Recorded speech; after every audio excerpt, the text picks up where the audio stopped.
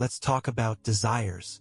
Not the fleeting kind, the ones that pop up when you see a flashy ad or crave a midnight snack, but the deeper, almost mysterious forces that quietly shape our lives. What are they really? Where do they come from? And why do they hold so much power over us? At first glance, desires might seem simple, just wishes or wants we have. But if you look closer, you'll see they're far from surface level. Desires are like the language of our inner world, a signal from somewhere deep inside saying what matters most to us. They often point to something we believe will bring us happiness, connection, or meaning. Think about a time you felt a strong desire, maybe a longing for a place you've never been, or for a person who feels out of reach. That feeling isn't just about the thing itself. It's about what that thing represents to you. Maybe it's freedom, safety, love, or the simple joy of discovery. Desires are stories we tell ourselves about what our hearts need. But here's the tricky part. Desires can be both guides and illusions.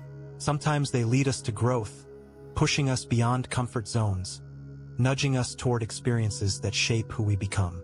Other times, they can trap us in endless wants, a loop that leaves satisfaction just out of reach.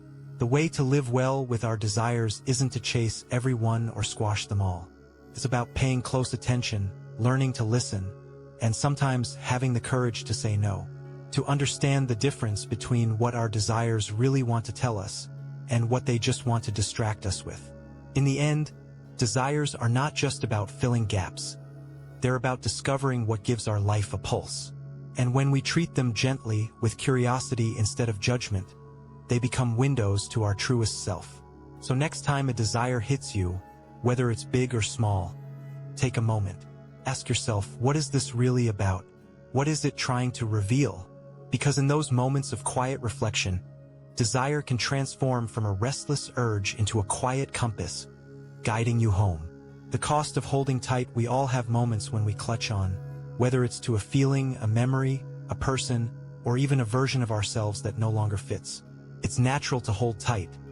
After all, letting go feels risky, uncertain, sometimes painful. But have you ever stopped to consider what that tight hold is asking of you? Because holding on isn't free. It charges us every day, quietly draining our energy, blurring our focus, and sometimes dimming our joy. Think about it. When you grip something too hard, it starts to hurt your hand. The same happens inside us when we refuse to release what's weighing us down. Anxiety creeps in where acceptance could have been. Tension builds where there could have been peace. And it's not just emotional, it's physical too. Stress, sleepless nights, that restless feeling you can't quite shake. All subtle, invisible signs of an internal struggle. Holding tight can trap us in the past or in fear of the future, making it hard to fully live right now. Yet, letting go doesn't mean forgetting or giving up. It means opening a little space for something new to grow. It's an act of courage as much as it is an act of kindness towards yourself. So maybe next time you catch yourself clutching too hard, pause, take a breath. Ask yourself, what does this holding cost me? What might I gain by loosening my grip? Because sometimes the greatest strength lies not in holding on, but in knowing when to let go. And that's a choice worth making. What desires really are? We all know what it feels like to want something deeply, to crave a certain experience, an object, or even a feeling. But have you ever stopped to wonder, what do desires really mean? Where do they come from? And why do they hold so much power over us?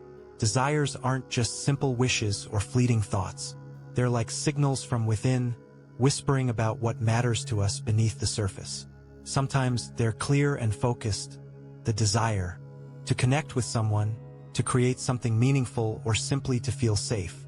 Other times they're tangled and confusing, pulling us in different directions without a clear reason. At their core, desires often reflect our deepest needs for belonging, growth, recognition, or peace. They paint a picture of who we are and who we want to become. But here's the catch. Desires aren't always straightforward guides. They can be shaped by past experiences, fears, or even by what others expect from us. Understanding our desires means learning to listen carefully, not just to the loudest cravings, but to the quiet undercurrents in our hearts. When we slow down and allow ourselves to feel these longings without judgment, we start to see them as clues rather than demands. This awareness is powerful. It doesn't mean every desire must be acted upon or fulfilled immediately. Instead, it gives us space to choose which desires align with our true values and which might lead us astray. So, desires aren't just about wanting, they're about discovering. They invite us to explore what brings meaning, joy, or even challenge into our lives. And when we approach them with gentle curiosity, rather than impatience or guilt, we open the door to a richer, more authentic experience of ourselves and the world around us. In the end, desires are less about possession and more about connection. Connection to our hopes, to our whole selves, and to the life we're quietly, continuously crafting every day. Have you ever noticed how sometimes the hardest grip feels like it's weighing you down more than lifting you up? I'm talking about those moments when we hold on, not just to things, but to people, ideas, memories, or even old versions of ourselves. Holding tight can feel like safety. It's a protective instinct, right? We clutch onto what's familiar because the alternative is uncertainty. But what if that very grip is quietly stealing our energy, dimming our joy, and closing off new possibilities? Think about a bird holding tightly to a branch in a storm. Staying put might seem wise at first, but sometimes the only way to truly survive and even thrive is to let go and trust the air beneath your wings. It's terrifying, but freedom doesn't come from holding tight. It comes from the courage to release. Letting go doesn't mean forgetting or giving up. It means making space for growth, making room for what's waiting to be discovered if we dare to unclench. So, the next time you feel the impulse to hold on hard, ask yourself, what does this cost? What am I missing by not loosening my grip? Because sometimes the greatest strength lies not in what we hold on to, but in the grace to let go. And in that space, you might just find yourself breathing a little easier, moving a little lighter, and living a little fuller. How letting go can actually attract. Have you ever felt like the harder you try to hold on to something, whether it's a relationship, a dream, or even a feeling, the more it slips through your fingers? It's a strangely common experience, but there's something powerful and a little counterintuitive about the idea of letting go. When we talk about letting go, it's not about giving up or losing hope. It's more about releasing the tight grip of control and expectation that we often wrap around what we want. Believe it or not, this act of releasing can actually open a space for new possibilities. Sometimes even the very things we were reaching so hard for. Think about it like this. When you hold your hand out too tightly around a handful of sand, grains fall through inevitably. But if you relax your fingers just a little, you suddenly find your hand can hold more sand, and it feels lighter too. That's the essence of letting go, softening rather than clenching. This doesn't mean we stop caring or stop trying. Instead, we shift our energy from pushing to allowing. We create room for things to come naturally, without forcing them to fit a certain shape or timeline. It's almost like trusting that life knows a better way than we do. There's also a deep emotional freedom in letting go. Holding on tightly often comes from fear of loss, disappointment, or uncertainty. When we gently release that fear, we're not just free from the struggle. We invite more openness, more curiosity, and yes, more attraction. In relationships, this looks like loving someone without needing them to be a certain way or to fill a specific space in your life. In dreams or goals, it's about working towards what matters, but staying open to unexpected paths or outcomes. And in everyday moments, it might mean letting go of a past mistake or a regret that's weighing us down. Letting go isn't about void or emptiness. It's about creating room, a space where life has the chance to surprise us. And often, what fills that space is exactly what we were hoping for, but in a form richer and more fitting than we imagined. So next time you feel overwhelmed by the effort to hold on, try this. Take a deep breath, relax your grip, and watch what flows in when you make space. Sometimes, letting go is the most magnetic thing we can do. Imagine someone desperate for a dream, maybe a job, a relationship, or even peace of mind. They chase it with everything they have, anxiously watching every detail, afraid to miss a single chance. But instead of feeling closer, that desire creates tension, frustration, sometimes even pain. Then one day they do something unexpected. They loosened their grip, not because they gave up, but because they realized that holding on so tightly was blocking the very thing they wanted.